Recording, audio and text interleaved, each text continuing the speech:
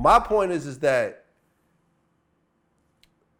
you, and this is sometimes when you see the situations where, like a Suge Knight, for example, who has now taken a 28-year plea deal and so forth. Like, you could be Suge when you have Dre and Snoop and Tupac and everyone else like that, and people put up with the bullshit. But when you take all that away, and you your can't character speaks for itself. You can't be Suge. But see, that's the thing about, I can't let you talk down on Suge either, because Suge wasn't a bad guy in the sense of, in the business in which we operate. There were a lot of worse guys above Suge. Suge made people drink piss. Okay, but because I don't want to do, but there's other people that we still rocking with to this day that did very similar shit, if not worse, during the same time period. But for whatever reason, their stories are looked at as a little bit lighter or not as much. And you know, because I ain't putting people's business out there, but reason why I say the core, I know Suge. The core of Suge was like, yo, he's one of them dudes, like he would tell me, he's like, yo, we would never start nothing with nobody with people's families. You know, we would never, like, I would talk to people's mothers, and like he really was like a mother, father, good guy. Like, he was a family-oriented dude. Suge took care of a lot of people. He paid people's mortgages. His community. He wanted to take Compton and lift it up. Yes, he did a lot. He helped put together Death Row Records, which is going to go down as one of the greatest musical powerhouses of all time and so forth. But he also made people drink piss. He also, would shoot guns, up in the air and make people strip. You know what I'm saying? Like, a lot of people got beat up. A lot of people died at death row and around the death row situations and so forth like that. All of these record labels from that time. There's a lot of stuff that went on. Look at TDE and you don't see none of this fuck shit. Yeah, now it's different. I'm talking about, but let's take it back to those times. Let's take it all the way back to Solar days with R&B music. I don't think you could compare what Dick Griffey did to what Suge did. Dick Griffey was Suge's mentor. Exactly, but he was not doing what Suge was doing. That you know of. I mean, that I know, but I've interviewed the president of Solar Records. You know I'm what just I mean? saying. And we talked about all these situations. Because I mean, like, even because, again, we didn't get to the East Coast, West Coast thing again, but people, Bad Boy, there was like this thing, like there's stuff between all of these record labels, things that went down that a lot of rappers are still in jail for. A lot of people had to take cases and all of that stuff based off of, it's the street life. Let's not act like it ain't real street shit, Vlad. Like, this is the streets. I had this conversation with Snoop. This is real shit. People glorify the American mafia more, like, that's the thing, the Sopranos, the Godfather, all this shit. Mm-hmm. Hip hop has far surpassed what the American mafia has done for culture by the amount of money, by the amount of gang shit. Like, when you think about what hip hop has replaced the mafia in how we respect code, how we respect lifestyle. Hip hop is erased the mafia, but it's the same principles. Some people will lose their lives because of hip hop.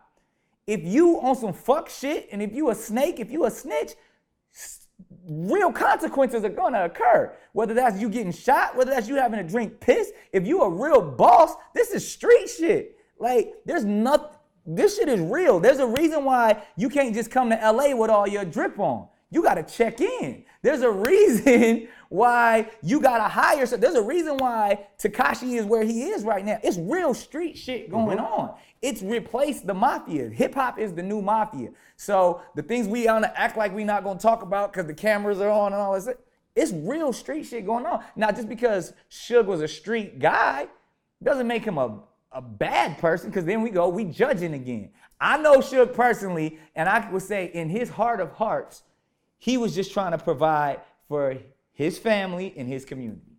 Now, sometimes if someone crossed him, he handled it accordingly to the street tactics that he knows.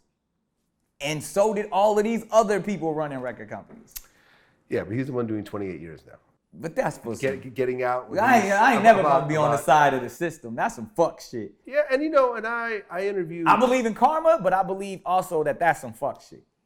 Like 28 years, like I don't think that man deserves it. Well, I mean, I interviewed Reggie Wright Jr., who was the head of Death Row Security, right? Who was talking to Suge during this time. Yeah. He basically explained to me the reason why Suge took that deal. And what he pretty much explained or said was he would have had to win 6 times to not get life in jail. Win 6 times? Because there were 6 different charges? It was 3 different charges, but he would have had to beat those twice because they would have kept retrying him. I don't know, man. It's one of those things where I feel that with Suge, he kept that persona even after he lost the label, and he kept that. It was more the persona though. And that's like, we all, like, who doesn't do that? He need to hold on to something. Man, if Suge was just that cool dude with the death row stories, he could have gotten reality shows. He could have gotten various deals. He came to me. He wanted me to produce some stuff. Okay, how did that go? Suge is my man. Like, I was to me, what I told Suge. But you didn't do the deal. No. What I told Suge, and this was kind of right before all of the drama happened, because we was talking, we talk all the time. I told him, and this is what I tell a lot of my guys, write it down. This is what I told Freeway the same thing. Like, I was like, you have the greatest stories. You've never been able to tell your side of the story. Mm-hmm. Forget the reality show. They just gonna mistreat you and produce you the right way. I know Straight Outta Compton is out, but no one knows Suge's story from Suge's point of view. And I told him that. I even talked to him while he was inside. I told him the same thing. I was like, yo, you in there writing? I mean, by the time this comes out, the documentary on Showtime that Antoine Fuqua did on Suge is out. Right. You know what I mean? I can't wait to see it. Me either. But that's what I'm saying. Like, but I told, like, the value in the written word, as we all know, but like from his point of view, like some of the stuff, like, first of all, Suge is one of the greatest storytellers in the world. I don't know if you ever get a chance to just talk to him, however, over the phone or whatever. When he tells stories, like, he would be telling me stories about the Eazy-E days, like before they had beef, like when that was his partner, you know what I mean? Mm-hmm. Like all of it, like his stories are just playing football, like his stories of just like this kid from Compton who just wanted to be the best, wanted to do security, and then ended up running a hip hop empire. It's a tremendous story that we haven't been told. And then he's the greatest villain in hip hop ever. Mm-hmm. When is there a bigger villain than Suge Knight in the new mafia? He's the Gotti of hip hop. He's the Godfather. Absolutely the John Gotti of hip hop. Yeah. I cannot think of a bigger villain in hip hop, but then again, he also played it up. But in the most sensational, dangerous element of entertainment, you're the biggest villain? Like, it's like the Avengers. Yeah. You got the gun. Yeah, that's Thanos. Yeah, he's the Thanos. Thanos look like Suge. Like, Thanos kind of looks like Suge. This is true. You know what I mean? Like, why not? Like, that's the it'll go down in history. Like, Puffy will go down as freaking Bugsy, you know what I mean? He'll go down as the Sam Rothstein, the dude who was able to just finesse it all up. Yeah, people don't look at Jay-Z like a villain or anyone else like that. Yeah, they look at... The biggest villain in hip-hop is Suge Knight. He needs to tell his story from his point of view. Give him that opportunity. You know, and he said something interesting. There was an interview that came out, I think like Jay Mix or one of these guys that do a lot of Tupac stuff. He did a conversation, did an interview with Suge over the phone, and Suge said something interesting.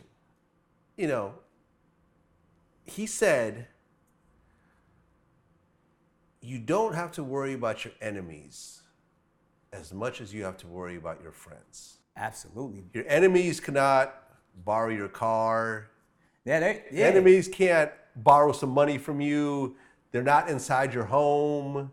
They're not, they don't have access to your bank accounts. Yeah, it's real simple. They always say your enemies can never betray you. Mm-hmm. Only your friends. Yeah. Only your friends can betray you. He tied it and he said, yeah, in the situation that I'm in right now, it wasn't because of my enemies. It was because my friend told me to come out there and everything's gonna be cool and this, that, and the third. It was because of a friend. Yeah. And look where I am right now. Yeah. It wasn't because of an enemy. Yeah. It was because of a friend. Yeah. That's how we're gonna end it. There it is. That's what it is. Nick Cannon. Always a pleasure. Always. Until next time. Yes, sir. Peace.